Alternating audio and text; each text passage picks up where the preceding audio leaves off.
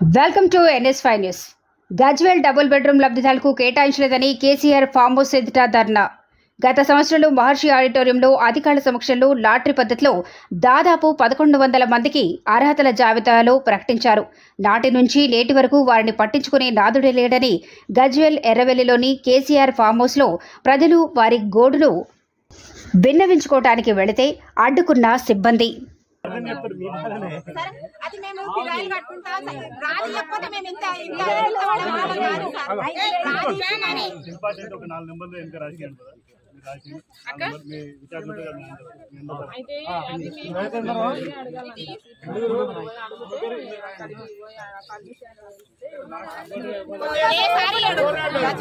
వచ్చినామని అంటే ఇంత విలువ కూడా ఇయ్యరా? మేము మనసులే కదా అనసలేం. ప్రతి ఊరికి బెడ్రూమ్ లో పంచుడు. మరి గజ్వేల్ ఏం పాపం చేసినామని మనసలేడు. ఎంతగానో మంది ధర్నాలు చేస్తాము, ఎంతగానో మంది తిరుగుతాము. చెప్పులు అరిగిపోతున్నాయి. ఆఫీస్ లో చుట్టూ తిరిగి కలెక్టర్ ఆఫీస్ పోతే గజ్వేల్ వేస్తే సిద్దిపేట రమ్మంటే ఆడిపోతే ఎంతగానో మని ఇన్నిసార్లు తిరిగినా కూడా ఇంత కనకరమిశ్ర గేట్ కాడ వచ్చి నిలబడి గంట 2 గంటలు అవుతుంది. కనీసం ఒక ఫోన్ లేదు, కనీసం ఇట్లా మాట్లాడతామన్న ఇంత ఇన్ఫర్మేషన్ ఇచ్చుడు కూడా లేదు. సార్ దాకా ఏరుతుందా ఇన్ఫర్మేషన్? ఇప్పుడు ఎలక్షన్లు ఉంటేనేమో మమ్మల్ని నిలగొడుతున్నారు. ఎలక్షన్లు ఉన్నాయి, ఎలక్షన్ కోడ్ ఉంది, ఇంతమంది ఉండొద్దు, అది ఇదని నిలగొట్టేస్తున్నావు.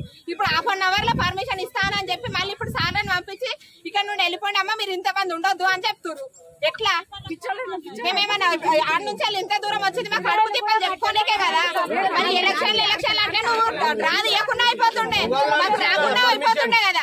అసలు సీఎం గా గెలిచినప్పటి నుంచి మాకు ఏం చేసినావు?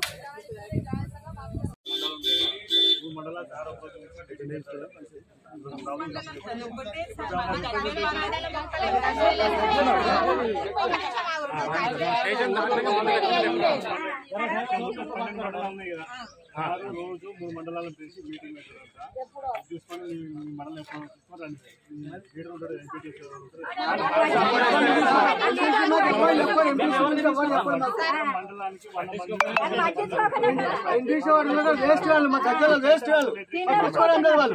ఒక్క రికమెండేషన్ సార్ మా తరఫు నుంచి సార్, అలా డబుల్ బెడ్రూమ్ మాక్సిమం మొత్తం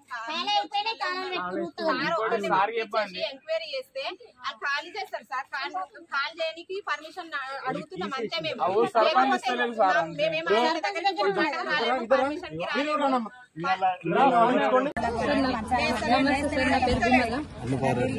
మొన్న అది ఆర్డీ ఆఫీస్ కు పోయినాము. పోతే 1 వీక్ తర్వాత అన్నారు అక్కడ కూడా రెస్పాన్స్ లేదు సార్. ఇక్కడ న్యాయం, ఇక్కడ సేమ్ ఆఫీస్ కాడికి వచ్చినాము. ఇక్కడికి వచ్చినాక కూడా న్యాయం జరుగుతుంది అంటే ఎలాంటి రెస్పాన్స్ లేదు సార్. మాకు మా ఇల్లు మాకు కావాలి సార్. మా ఇల్లుకి వెళ్తున్నా న్యాయం జరుగుతుంది. ఇక్కడ దాకా వస్తే ఇక్కడ న్యాయం జరగలేదు సార్. మా నాన్న రీసెంట్గా చనిపోతే రెండుకున్న వాళ్ళు కూడా బయటికి వెళ్ళబడుతుంది సార్. మా పర్సన్ మా ఇంట్లో వచ్చినాక మాకు ఇస్తలేదు సార్. ఇప్పుడు 2 గంటలకు కూడా ఇబ్బంది అవుతుంది సార్. మాకు కేసీఆర్ ఫామ్ హౌస్ కి వచ్చినాము. మాకు ఇక్కడ న్యాయం జరుగుతుందేమో అని ఇక్కడ దాకా వచ్చింది. ఇక్కడ కూడా ఏ రెస్పాన్స్ లేదు సార్.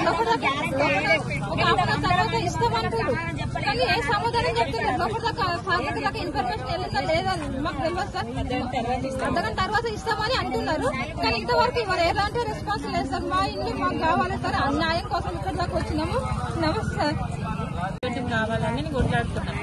నాకు ఆర్టీ ఆఫీస్కి పోయినా, ప్రతాప్ రెడ్డి అన్న దగ్గరికి పోయినాము, కలెక్టర్ ఆఫీస్కి పోయినాము, సిద్దిపేట పోయినాము, అక్కడ పోయినాము, ఇక్కడ పోయినాము. ఎక్కడ నాకు న్యాయం జరగలేదు.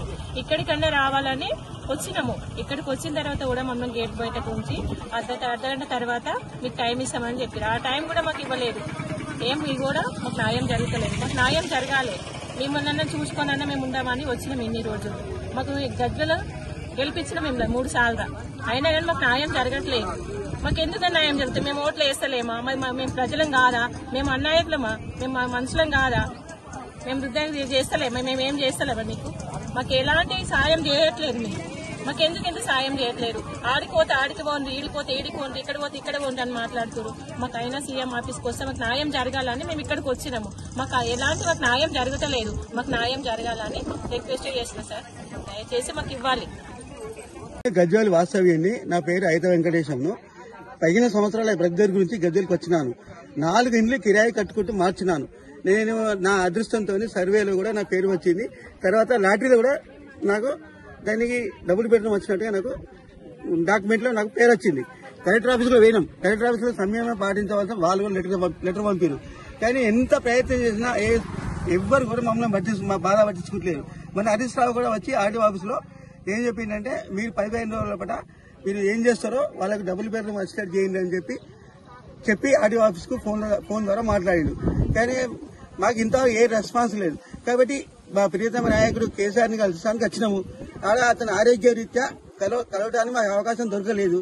మరి ఇప్పుడైనా మా ఈ ఛానల్ ద్వారా కేసీఆర్ గారికి మా బాధ ఏందో తెలియాలి.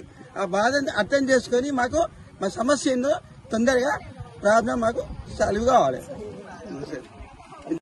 పేద ప్రజలకు నువ్వు ఇల్లు ఇచ్చి నీ గుర్తింపు నువ్వు గుర్తించుకో సార్. నువ్వు ఇల్లు ఇచ్చినావని మాకు సత్యదాకా కూడా నీ పేరు మరవలేని ఒక పేరు వ్యాఖ్యాతి పొందడానికి మేము చాలా ఆలోచిస్తున్నాం సార్.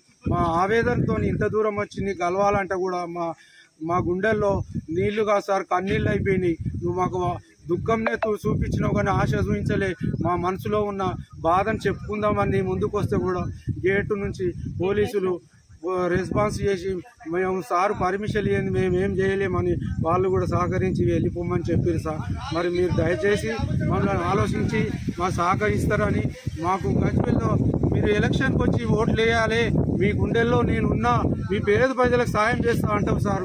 ఆ గుండెల్లో ఉన్నట్టు మా పేద ప్రజలు కదా ఒకటి గుర్తుంచుకో సార్. మేము నిజమైన పేద ప్రజలం అయ్యేపటికి మాకు ఒక లీడర్ దగ్గర పోతే ఒక చేన్లో ఒక చిన్న పురుగులాగా తీసి పారేస్తుంది సార్, గంజిలో ఈగ లెక్క పారేస్తుంది సార్. ఈరోజు మేము గజ్వేల్ డబుల్ బెడ్రూమ్ లబ్ధిదారులము కేసీఆర్ గారి ఫామ్ హౌస్ కు రావడం జరిగింది. విషయం ఏంటంటే గత సంవత్సరంలో మాకు డబుల్ బెడ్రూమ్ లాటరీ ద్వారా తీయడం జరిగింది. 1100 మందిని లబ్ధిదారులు ఎంపిక చేసిరు. నేటికి 13 నెలలు అవుతుంది. ఇంతవరకు ఆ డబుల్ బెడ్రూమ్ ఇల్లు లేవు, దానికి సంబంధించిన పట్టాలు లేవు. మేము 9 నెలల నుండి తిరగని అధికారి లేడు, తిరగని రాజకీయ నాయకులు లేరు. కలెక్టర్, ఆర్డీఓ, ఎంఆర్ఓ చెప్పుకుంటూ పోతే ఆ లిస్టు మొత్తం పెద్ద చాటభారతమే ఉంటది.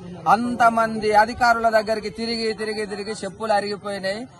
మస్తు ఇబ్బందులు పడ్డాము. అయినా కూడా ఏ ఒక్కరు వచ్చినా అప్పటి మందమే మాకు హామీ ఇస్తారు, వెళ్ళిపోతారు. అర్థం మొన్న రీసెంట్లీ జనవరి 30 తారీఖు నాడు